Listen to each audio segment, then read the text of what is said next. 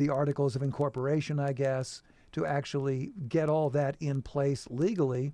And then some months later, August 15th, was the day that the network actually went on the air to those initial TV cable companies, 4 hours a day. It was very humble. Wowzers. I know. Yeah. It's a big deal. So a big deal. we are celebrating that, and Mother Angelica, I believe, is smiling right now. Here is a question we received yesterday from Daniel watching us on YouTube. Daniel says, I'm confused about the different types of Catholic churches, Roman Catholic, Eastern Catholic. So is the Roman Catholic Church the main one, or are all of them considered fully Catholic? I'm a Catholic, and I want to understand the difference. Thanks, Daniel. Yeah, thank you. So you should not conceptualize the distinction between Catholic churches as main versus subordinate. That would be the wrong way to do that. All right. The Roman Rite of the Catholic Church is by far the most numerous. So if you add up Catholics in the world, the number of Roman Catholics as opposed to Eastern Rite Catholics is just much greater. But it's not the main Catholic Church. Catholic just means universal, and we mark our universality by our common unity with the Holy Father in Rome. So any Christian who's in union with the Holy Father in Rome is by definition a Catholic. Now, if you're in a Catholic church, you're in a Catholic church that celebrates the faith according to a particular rite, R-I-T-E, and that is a liturgical, theological, and canonical tradition that is grounded in a particular geography, right? And has a particular history. Now, as the apostles went out into the four corners of the world, they spread the gospel in different places. And as the church grew in those environs, and they had bishops with apostolic succession holding the thing together, the liturgy and the faith naturally took on embellishments that reflected the particular cultures in which it found itself, and those developed into what we call the rites of the Catholic Church to this day. Now, for historical reasons, many of the Christians that were in the East lost that communion with the Holy Father in Rome and entered into a state of separation, and our Orthodox brothers and sisters are still in that state of separation today. There were some who were never formally separated from the Holy Father, in particular the Maronite rite of the Church, which is in Syria and Lebanon. Now, because they didn't have TikTok and Facebook and social media, they didn't talk a lot. Right, there wasn't a lot of communication between the Maronite Rite and the Holy Father in Rome for a good long while until the era of the Crusades. But when Roman Catholics from Europe made contact with the Holy Land, they got back in touch with the Maronites, and the Maronites were very happy to see them. And in fact, there was a Maronite patriarch or bishop. I can't remember if it was a patriarch or not, but there's a Maronite prelate who was present at the Fourth Lateran Council in 1215. Oh, wow. Yeah. And so they kind of got back in touch. Now, the other Eastern Rite churches of the Catholic faith are the result of specific outreach to separated Eastern Christians in the early modern period. And so most of them have sort of come back into fellowship with the Holy Father in a series of steps over several centuries. All right, very good. Hey, Daniel, thank you very much for that. We got this question from Joseph in New Zealand, and he says, when Jesus made an exception for divorce in Matthew 5:32, what does that mean? If it's a mistranslation, why won't it be corrected? Yeah, thank you. So. The two things to hold here. So one of them is, what is the exception for, and then what is the significance of the exception? And the big debate between Protestants and Catholics is over whether the exception is made for divorce, made because of adultery, or for some other reason. And the typical Protestant position is that Christ says you can't divorce your wife except in cases of adultery, in which case then you can. Catholic Church thinks that's the wrong way to read the text.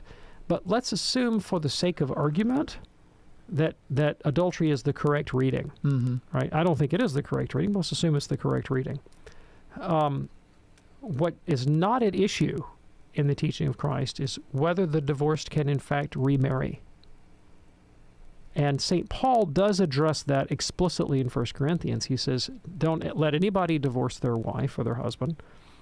But if they do, let them remain unmarried or else be reconciled to their spouse. And so, it's not just an academic question, but it is an academic question whether we should understand the exception clause for adultery or some other reason. But the real major life significance difference between the two traditions is that Protestants allow for remarriage after divorce for adultery, and Catholics absolutely do not allow that. Now, I can get back after the break to why these differences exist and some of the language in the Bible about that. We'll have to wait till after the break. Joseph, hang in there, and we'll also get to the phones at 833-288-EWTN. Call now if you have a question for Dr. David Anders on Call to Communion. EWTN Religious Catalog has great gift suggestions for Advent and Christmas. EWTN Religious Catalog has a large selection of personalized plaques, wall crosses, and holy water fonts to commemorate weddings, baptisms, ordinations, special occasions, and more. It's one of many great gift suggestions for Advent and Christmas from EWTN Religious Catalog. For more, visit EWTNRC.com today. EWTN foundress Mother Angelica was a pioneer of the new evangelization. Celebrate her spirit and join us as we honor another apostle of the Church's mission to boldly proclaim the eternal word to all people and a life totally dedicated to our Lord and His Church. Witness to Providence, the annual Mother Angelica Award. Who will win this year? Find out tonight at 8 p.m. Eastern on EWTN Radio. Ave Maria in the Afternoon, premiering July 15th with Dr. Marcus Peter, an engaging take on the church, culture, and current events. Hi, I'm Marcus Peter. Tune in weekdays from 5 to 6 p.m. Eastern as we examine the world around us, past and present, through the lens of faith from the heart of the church. So join me in conversation with our guests and call in with your questions. Ave Maria in the Afternoon with Dr. Marcus Peter, starting Monday at 5 p.m. Eastern on EWTN Radio.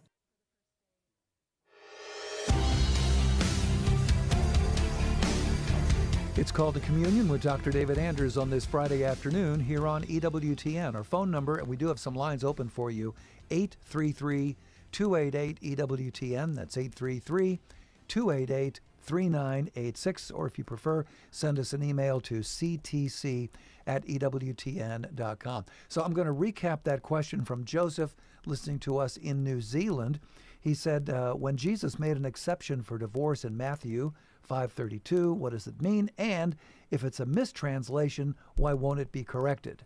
Yeah, thank you so much. So what the text says is that you can't divorce your wife except in cases of, and the word used here is porneia in the Greek. And the Protestant tradition typically translates that as sexual immorality, i.e. adultery. Okay. And the Catholic tradition doesn't think that's the right way to translate the text. And I'll tell you why that is. So in St. Paul's first letter to the Corinthians, he writes to the Corinthians that there is porneia among you. It has been reported to me that there is porneia among you that's really bad, and you wouldn't even see this among pagans. And here's the porneia. It is a man has taken his stepmother to bed. Oh, my. And so you look at the context, and he says this is an inadmissible relationship. You cannot be in that kind of relationship with your stepmother. Well, why can't you? Well, Jewish law actually forbade coupling with someone that was a close family member, even by marriage. Right, Leviticus 18, for example. All right, talks about this, and so it is.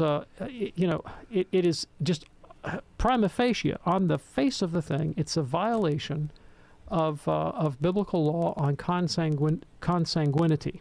All right, so it's a relationship that in principle can't happen. Okay. Now, in the Catholic Church, we have the concept relationships, marital relationships or sexual relationships that could never on any circumstance be lawful. Right?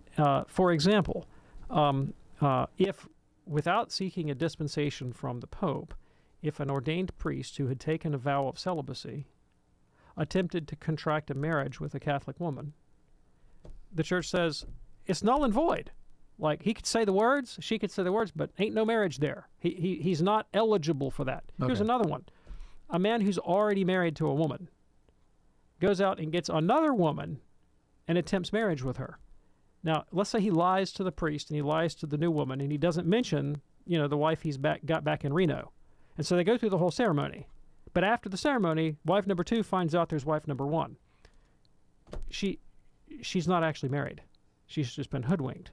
And so she appeals to the church, and the church says, oh, yeah, this thing's null and void. That was never a marriage to begin with. Yeah. That's what we call a declaration of nullity or an annulment.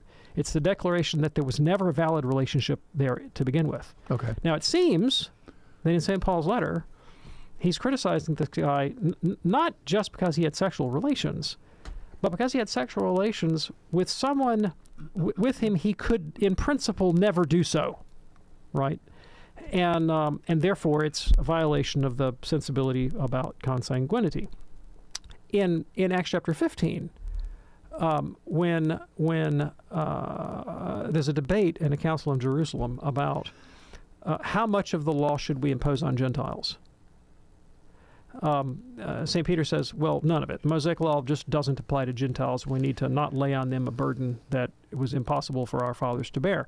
But, this is a pretty touchy subject, and a lot of our Jewish Christian friends are up in arms about it, so let's make a few concessions for the sake of peace, even though in principle the Mosaic law doesn't apply to Gentiles, but we're going to ask them nevertheless not to eat food that's been sacrificed to idols. Now, Paul tells us explicitly, you can eat food sacrificed to idols. So this is a concession that the book of Acts makes to a particular historical circumstance. Okay. That they not eat meat from strangled animals, and that they not consume blood. Again, Paul says you don't have to abstain from those things. And that they abstain from porneia. Protestant Bible translates that as from sexual immorality. Mm-hmm. The context makes it seem much more strongly that what's being asked here of Gentiles is things that they might in principle be able to do, but are being asked not to do because of the social context. In principle, Gentiles cannot engage in adultery and direct sexual immorality. But the specific Jewish laws about consanguinity might be a little bit more restrictive, right? There's like a set of relationships there that are off limits for Jews within the civil context of marriage in Israel, just like there are civil restrictions on Jewish behavior with respect to meat and food and things like that. Again, the context doesn't make as much sense if you just say, well, we're going to forbid adultery. No, it's a more specific thing that's being forbidden. So a lot of biblical scholars think that the texts about adultery, when they include the exception clauses in Matthew, now this is all speculative. This part is very speculative. Historical Jesus research looks at what were the actual historical words of Jesus likely to have been, and what are the interpolations that the church put on that as they were constructing the text of the Gospels to meet historical circumstances. And the likeliest scenario is Jesus didn't allow for divorce under any circumstances, but the early church understands that there are these decisions that are made by these qualifications that were made by the Council of Jerusalem and so forth, and so they kind of read back into the words of Christ. Oh yeah, there's this exception for porneia, which everybody at the time understood in terms of these violations of the law of consanguinity, which basically aligns with what the Catholic Church says about the reality of annulments as opposed to divorce. And so now, there actually is a word for adultery in New Testament Greek, and it's not porneia. It's mokeia. Ah. And Jesus doesn't say you can't divorce your wife except in cases of mokeia. He says you can't divorce your wife except in cases of porneia, and I've just given you an exegetical argument for why that should be translated unlawful marriage as opposed to sexual immorality or adultery. Big difference. Yeah. Appreciate that. And Joseph, thanks again for listening to us in New Zealand. Call to Communion in progress here on this Friday afternoon on EWTN. Lines are open for you at 833-288-EWTN. If you have a question for Dr. David Anders, 833-288-3986. Special program tonight on EWTN radio and television, the Mother Angelica Award. We do this every year. Who is going to be this year's recipient? Well, tune in, find out. Celebrate the spirit of our foundress. See who most embodies her love of Jesus and the ideals and characteristics of an apostle of the new evangelization. We call it Witness to Providence, the annual Mother Angelica Award. That's tonight, 8 p.m. Eastern on EWTN radio and television. David, you should tune in. I will tune in. Do check that out. All right, before we go to the phones, here's a question from Jack watching us on YouTube today. Jack says, is suffering in hell eternal? Or is there a point where the soul ceases to exist? What is the church's official position? Yep. So the dogma of the church is that the soul does not cease to exist, and there is no exit sign on hell. Ouch. That's the church's position. I recognize that position is defies our capacity logically to understand. Okay, and it falls into the category of mystery. The same way, say, the doctrine of transubstantiation is a mystery. The doctrine of the Trinity is a mystery. I think the doctrine of hell is a mystery. I do know that there are apologists and theologians that attempt to make the justice of hell fully intelligible. I personally don't think they succeed. And so for my own self, I just kind of chalk this up to, this is one of those mysteries of the faith that I will never fully penetrate. And instead of trying to wrap my head around the enigma, I try to take the dogma and apply it existentially to my life and say, what's the purpose of telling me this, right? The purpose of telling me this is to affect my behavior. Right. Right.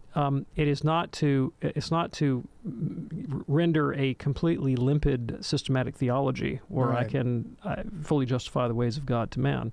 It is instead to orient me in the world such that I take the possibility of my own perdition seriously and get serious about my own moral life. Sure. Because eternity in hell is a really long time. It's a long time.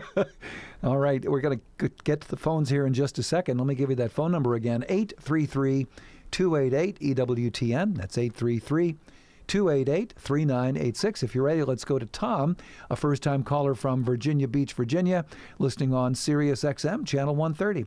Happy Friday to you, Tom. What's on your mind today? Yes, good afternoon.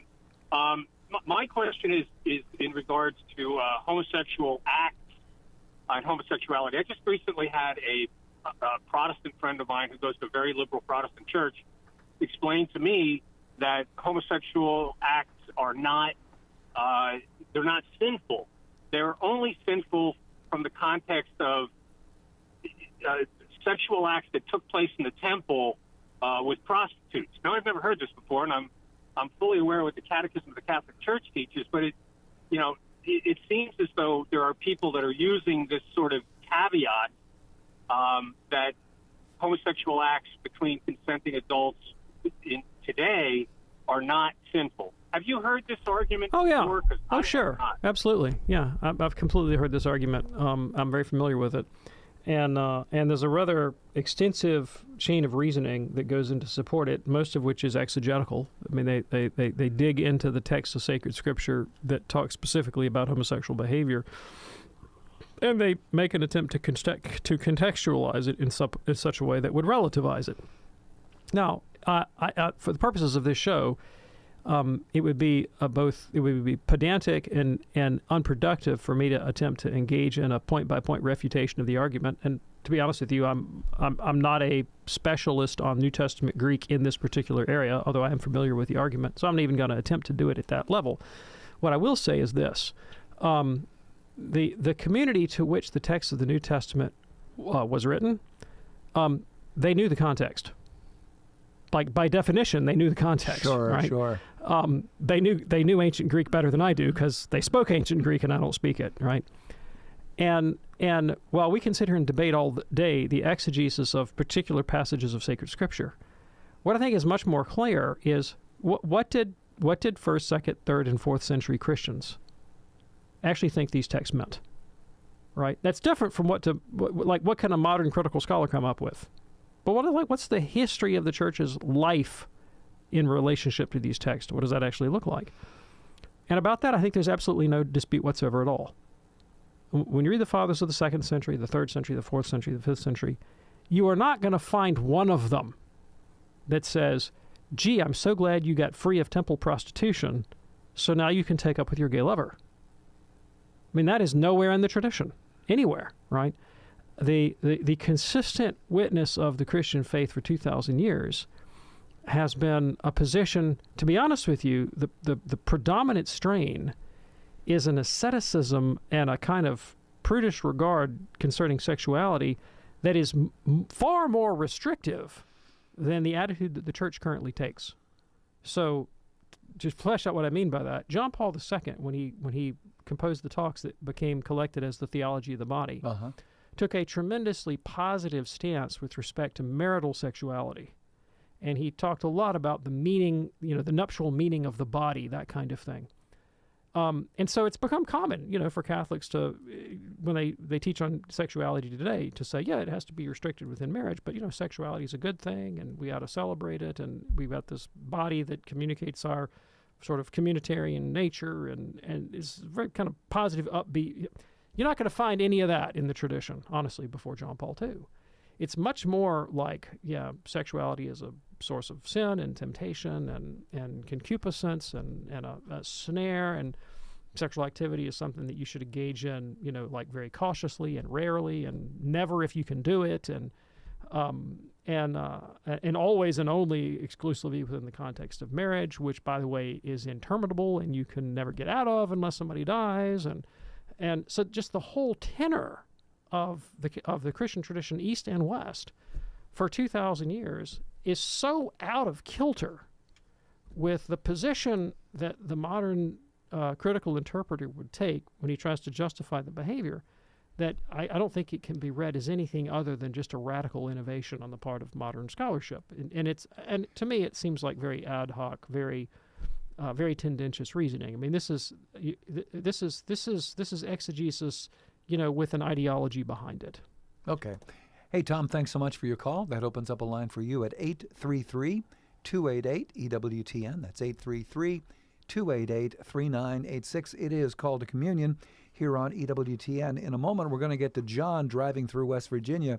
A quick question, though, from Brian. I'm a practicing Catholic, but my wife is not a baptized Christian. She comes to Mass with me every week. Does she have a chance of going to heaven?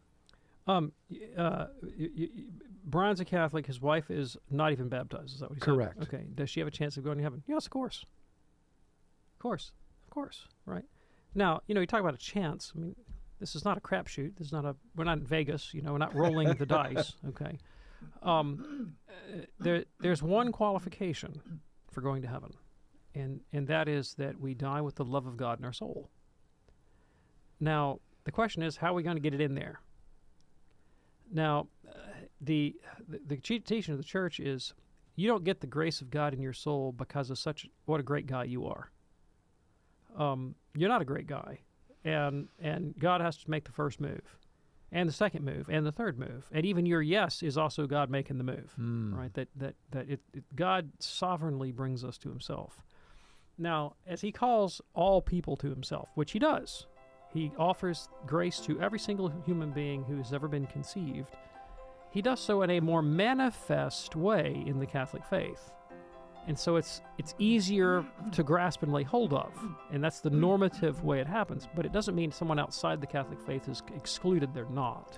Brian, thanks so much for your question. In a moment, John in West Virginia. Lots more straight ahead on this edition of Call to Communion. The Holy Father's prayer intention for the month of December is Christians in areas of conflict. We pray that Christians living in areas of war or conflict, especially in the Middle East, might be seeds of peace, reconciliation, and hope.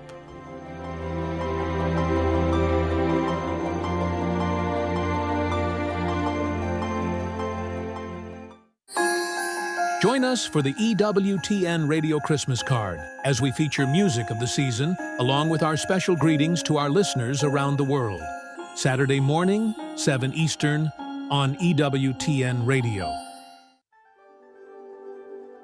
Join Archbishop Jose Gomez in sharing the good news.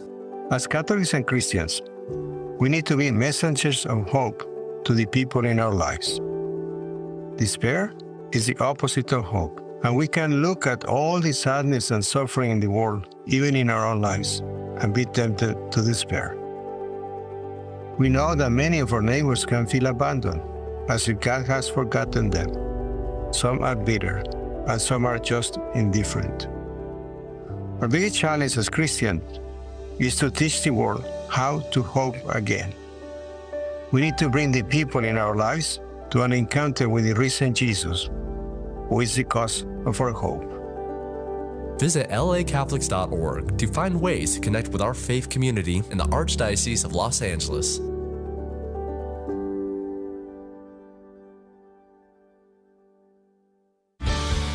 Tomorrow on More to Life, the life you were meant to live. We'll look at how the theology of the body can help you live a more abundant life. That's tomorrow on More to Life, 10 a.m. Eastern, 9 Central on EWTN Radio.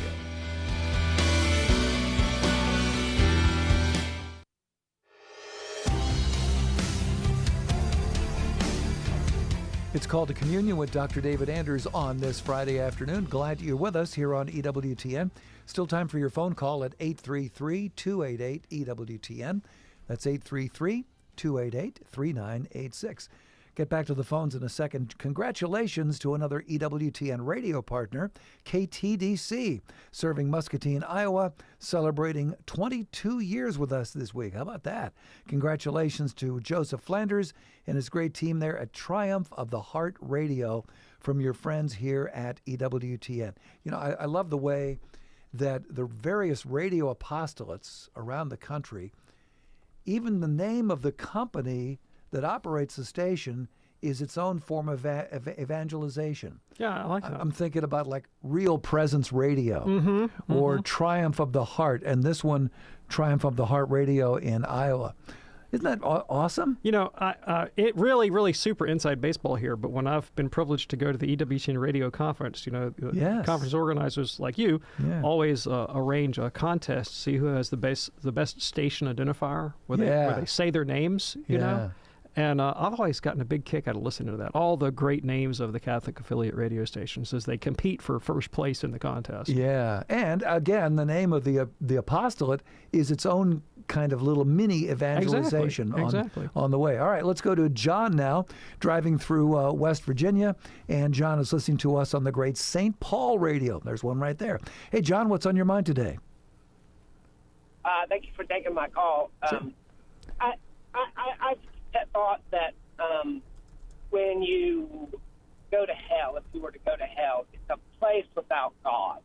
That not necessarily like a Dante's Inferno, but it's counterintuitive because God made all places, but a human has never experienced a place without God. So it would be just horrific. And I'm just wondering if my thinking on that is just off base, and I should maybe contemplate it more. And I'll take my answer off the air if you guys don't mind. Yeah, thanks. I really appreciate the question. So the Church's teaching on hell is that the principal pain of hell is the loss of the vision of God. And you might say, well, you know, how bad can that be? I mean, I lived my life, you know, like doing what I wanted to do, and I didn't give any thought to God, and I felt pretty okay about that. So an eternity of not thinking about God just seems like an eternity of doing what I've always done. And that doesn't quite get at the depth of what it would mean to live without God, because, you know, God as the Catholic faith understands him is present to every particle of created reality, all of God all at once. His goodness underwriting, as it were, every particular instance of goodness, and that the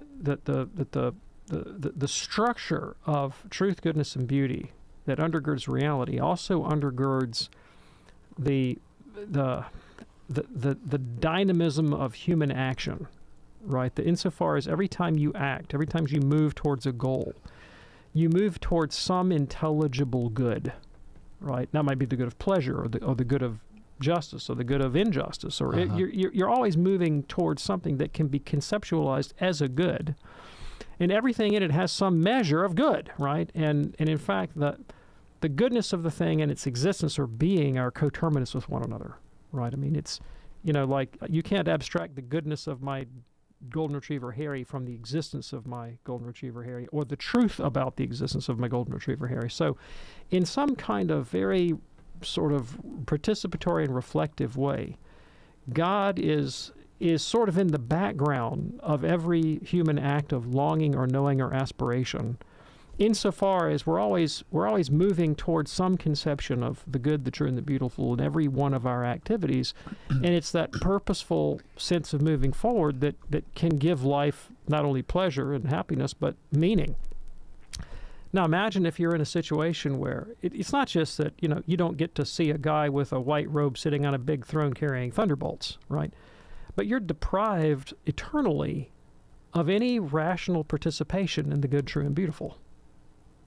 And you are left completely alone to the barrenness of your own interiority, without hope, right?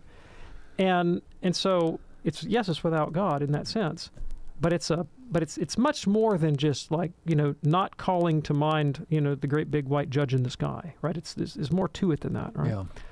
Yeah. Now, the church also says there's a pain of sense. It's not just a pain of loss, but there's a pain of sense. So what that consists in precisely, don't know, right? But even the souls in hell are not 100% deprived of God because, again, they exist. And existence as such is a good.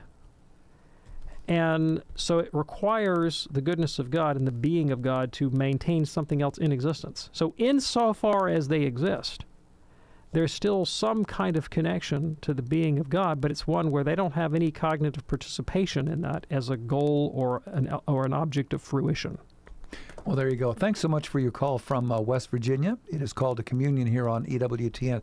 David, after doing this program, and then we were 10 years as friends before doing this program, right. You know how my ridiculous mind works.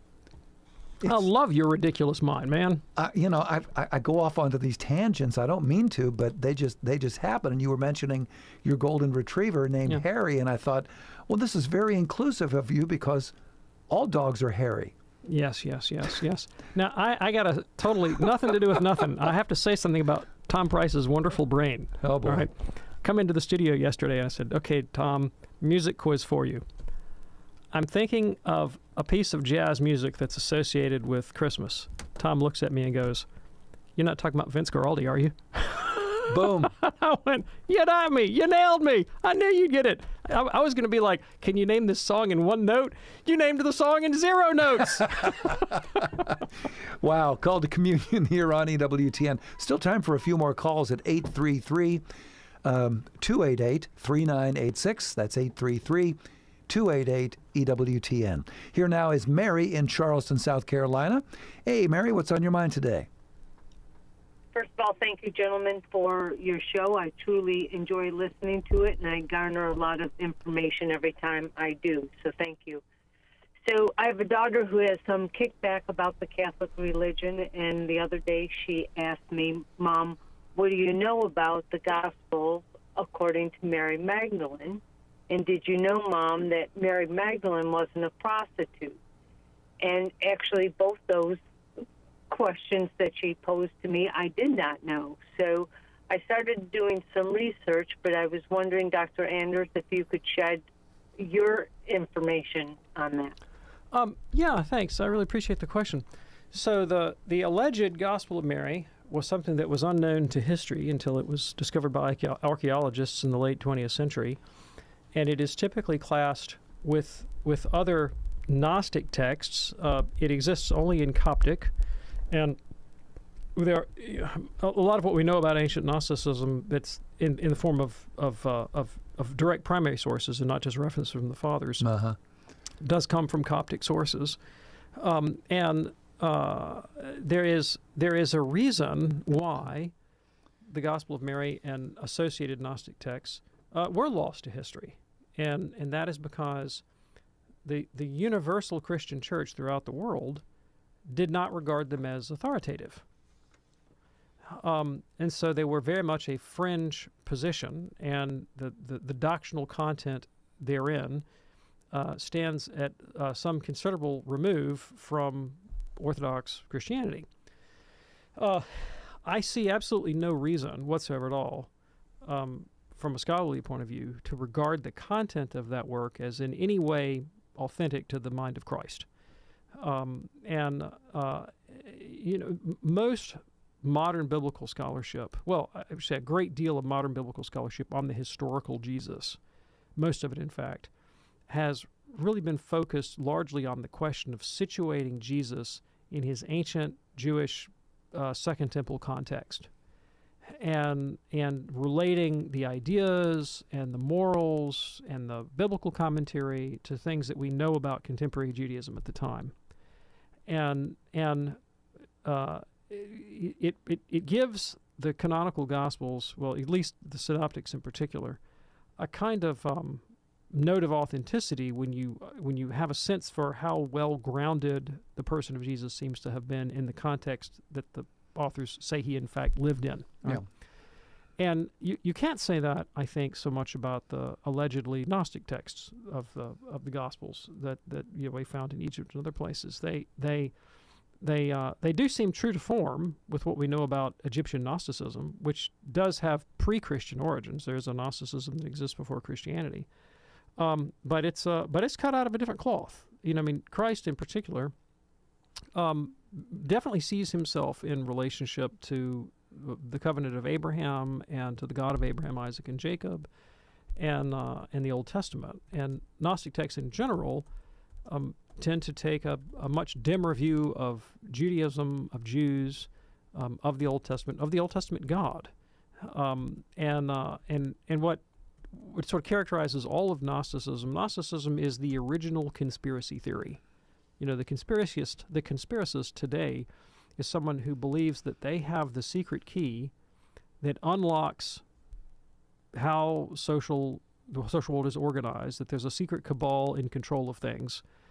They're pulling the strings. The problems in the world are the result of the secret cabal, and I alone have the key that explains all this. And if you listen to me, I can tell you why, the royal family are all lizard people or something like that, right? And Gnosticism is the original conspiracy theory, right? It says you look around the world, you see everything seems to be a mess. Well, that's because the God who's in charge of this world is evil, right? Hence the analogy to the conspiracy theory. And I've got the key, right? There is a hidden God behind this, who's nothing but love and goodness, and he's offering us, a life raft out of this mess. And so Jesus in this rendition becomes the missive, the communication from this hidden God to break through the communication of the evil God in the material world. And so it gets taken up in questions of matter and spirit and knowledge and ignorance, and rather than Christ's teaching, which was overwhelmingly and almost irreducibly ethical in content, right? It wasn't about metaphysical speculations about the nature of the soul or or the nature of matter or the nature of evil. It was things like you have to love the poor. You have to love the outcast. You shouldn't count on your own righteousness or holiness because you're ethnically Jewish or ethnically Gentile or whatever. You should show it by your behavior, which should be charitable. Sure. And that's a breathing a very different air from Gnosticism. Now, I think one of the things that's appealing about Gnosticism is the idea that there is some kind of transcendence of my personality that I can have. I can undergo some kind of transformation and enter into a kind of higher state and escape this world of flesh and matter that we all found so painful. And that's sometimes contrasted to what's taken to be kind of the externalistic, authoritarian, oppressive Catholic hierarchy or something like that. So Gnosticism is often presented as maybe, pick your favorite identity group. It's feminist or it's homosexual or it's it's minority or it's whatever. It's environmentalist. It's whatever the most popular shibboleth is of the day that gets kind of foisted back onto the Gnostic mythos, and Catholicism is presented as whatever the reactionary, authoritarian, bigoted counterpart to that is. That's what we don't like about Catholicism, and I think that's a gross misreading of early Christianity, and a gross reading of Gnosticism.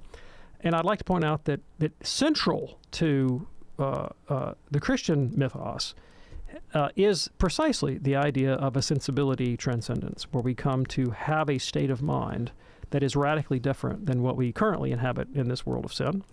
But rather than being sort of translated out of the material realm, we come to have the mind of Christ. That's what Paul says in Corinthians and also in Philippians, whereby we no longer regard ourselves as the center of the universe, but we now regard our neighbor as equal or better than ourselves.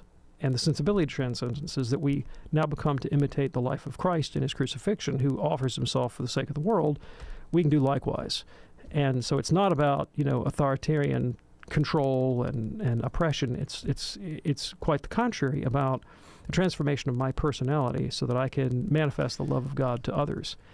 And this morning I was actually doing a good bit of reading in the works of St. Basil the Great, and actually all the Cappadocians, and they make this point quite explicitly. They say if you want to see God, Greg of Nyssa says, if you want to see God, you see God in the transformation of your own personality, when you move from selfishness to purification. And St. Basil takes it one step further. He says, let me tell you what that purification looks like. When you begin to regard your neighbor as equal to yourself, when you share your bread with the hungry and the poor, when you divest yourself of your selfishness and your egotism, and you're able to live in love and harmony with your brothers, that's when the reality of the Trinitarian God has really begun to impress itself on your consciousness. You want to see God? See him in the persons of your neighbors. See him in the transformation of your own consciousness as you come to love him, right? That's a vision of embodied Christian life that is far from the conspiratorial, paranoid frame of reference and the arrogance that the Gnostic universe brings to bear. Mary, is that helpful for you? Actually, it gave me a lot to digest, so I thank you for that. The other point that my daughter made was about Mary not being a prostitute. Oh, yeah, sure. Well, I wouldn't trust the Gospel of Mary to give me any historical information on Mary Magdalene whatsoever at all. But there's no necessity, actually. It's not a Catholic dogma that Mary Magdalene was a prostitute.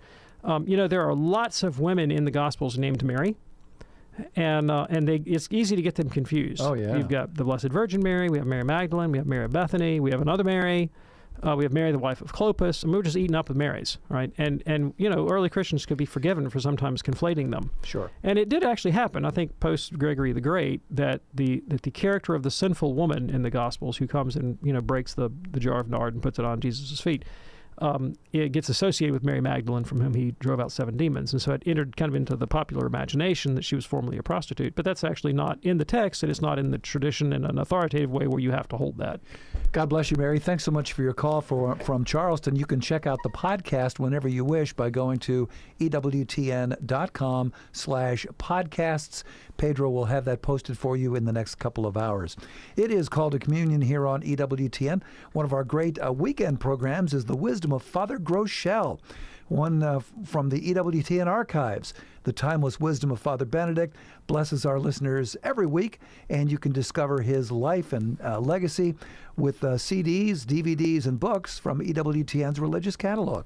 Visit EWTNRC.com today, and do check out the Wisdom of Father Groeschel on the radio. We air that Saturday mornings, 1 a.m. Eastern, which is Friday evenings at 10 p.m. Pacific, right here on EWTN. All right, let's go now to Lisa in Tulsa, listening on the great Oklahoma Catholic Broadcasting. Hey, Lisa, what's on your mind today? I wanted to know if the church had any position on what the Theophanies of the Old Testament were, because my husband tried to make the case that it's obvious that it's Jesus in human form. And then I also wanted to know what the theological speculation was that over the centuries on those Theophanies. Yeah, thanks. I really appreciate the question. So, St. Thomas Aquinas, and when it comes to the official Catholic position, there is no, here is the dogma on the nature of Old Testament theophanies. You're not going to find that. That doesn't exist. But you will get Catholic theologians who comment upon it, and none more authoritative than St. Thomas. Thomas thinks that with Old Testament theophanies, that God makes use of material media like fire and smoke and wind and things like that to stand in as a kind of token for his presence. But God is obviously not fire, and God is not smoke, and God is not wind. And probably the most telling passage about this in all of sacred scripture, and the one that I think is the most commonly misunderstood, is the story of Elijah and the prophets of Baal. Because most people read it and go, this is a story about kicking the snot out of the prophets of Baal and how Yahweh is the real God. And it's more complicated than that because, of course, the contest does exist, and Elijah manages to call down fire from heaven and burns up the sacrifices, and they slaughter the prophets of Baal. Then what happens? Elijah runs for his life. He has failed to convince Israel, right? And Ahab and Jezebel are after him. So he runs for 30 days and 30 nights to Mount Horeb, the mountain of God. Now, go get Google Maps out, open it up, all right? Put it on the setting where you can find a footpath, from place A to place B, not the road, but the walking tour. Yeah. Start in northern Israel. Yeah. Pick some random spot in the middle of Egypt, or in the Sinai Peninsula, rather, and hit go, and see how many hours Google Maps says it would take you to walk there. You can do it in a lot less than 30 days and 30 nights. It's not a 30-day trip. Okay. This is symbolic language. And the sacred writer is taking, 40 days and 40 nights. The sacred writer is taking us out of the realm of history into the realm of allegory and symbol. And he places us at the place of encounter where Moses met God, where Moses did not see God's face but only his back. And Elijah shows up. He sits in a cave and he prays. And there's a fire. And there's wind. And there's an earthquake. And God's not in the fire. God's not in the wind. God's not in the earthquake. And if you read the account of the prophets of Baal, as you should, against the conclusion, which is, here comes this pillar of fire, it burns people up. Ooh, guess who's not in fire? God ain't in the fire, right? It puts an entirely different spin on the whole Elijah saga. And this is why the Carmelites yes. take Saint Elias as their patron, right? For the mystical path up the mountain where you don't see God. Well, you don't see God. Sure. Well, you find God by not finding him, right? Master Eckhart once said, people who want to find God should lose God. But what he means is you have to lose all your false conceptions about God. Okay. Right? You have to let go of all your creaturely lower notions about God. And you find God by participation more than by ratiocination. Certainly more than you do by sense and phenomena. There are some, let us call them angelophanies in sacred scripture. Thomas speculates about those too. And he says, these are not human beings. These are not angels that have become human beings. These are, for Thomas, there's something like a hologram, right? He doesn't think that they have internal organs because they don't need them, right? That the purpose of the angelophany is merely to provide the human in the encounter with the phenomenology of a human encounter, but there's no actual human on the other side of that, right? You're encountering something that's pure spirit, that's just manifesting a token of its presence in something that can be sensibly accessible. But let's assume, for the sake of argument, that, and I think this is false, but let's assume for the sake of argument that there is some kind of, actual organic matter there, animate matter, that's walking and talking around in the name of God. That still would not be the same thing as the incarnation. You could have something like, and again, I'm not saying this happened. I think this did not happen. I'm just speculating for the sake of argument. Yeah. You could have something like the heresy of Apollinarianism.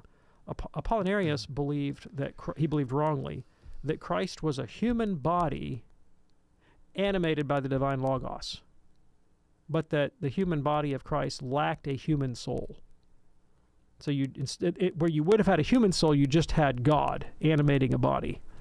And the church always said, that's wrong. That's dead wrong. And Nazianzus put it this way. He said, whatever is not assumed, in this case a human soul, isn't healed. That the purpose of the incarnation is not simply to provide a tangible point of contact where we can see or touch or hear God. It is specifically so that the divine nature can be united in the person with a human nature so that our humanity itself can be transformed into his divinity. You remember that place in the Mass where the priest adds water to the chalice, and he says, by adding this water to the chalice, may the mystery of Christ's, divinity mingle with our humanity, that we might share in his divinity. I'm getting the language wrong, but you know the passage I'm talking about. That is the heart and the soul of the doctrine of the Incarnation. So even if you maintained that in Old Testament theophany there was an actual organic substance there, that still would not amount to the significance, the unique significance of the Incarnation, which is not just the appearance of a human being, it is an actual human nature assumed by the second person of the Trinity. And the book of Hebrews makes it extremely plain in the first 2 or 3 chapters that the Incarnation is a unique event in the history of redemption, and that before God manifested himself in Christ, there was nothing like this available to the fathers. So anyone who tries to say that Old Testament theophany is just the same thing as the Incarnation is contradicting the dogma of the book of Hebrews. Lisa, we hope that's helpful for you. Thanks for your call today from Tulsa. A fast-moving hour, I must say. Dr. David Anders, have a great weekend. I know. Right. Very good. Thank you. Wrapped it up kind of quickly today. I want to make a quick recommendation for everybody to check out our wonderful Advent programming here on EWTN Radio. Just go to EWTN.com and click on Listen. That's going to take you to the radio section. Then you want to click on schedules, and you will find our Advent programming and the 48 hours of Christmas, continuous Christmas programming all day long, Christmas Eve day and Christmas Day, if you will. So do check that out at EWTN.com. On behalf of our fantastic team, I'm Tom Price along with Dr. David Anders. Thanks so much for joining us. See you on Monday on the Monday edition of Call to Communion. Until then, have a blessed weekend. Enjoy the remainder of Advent. See you then.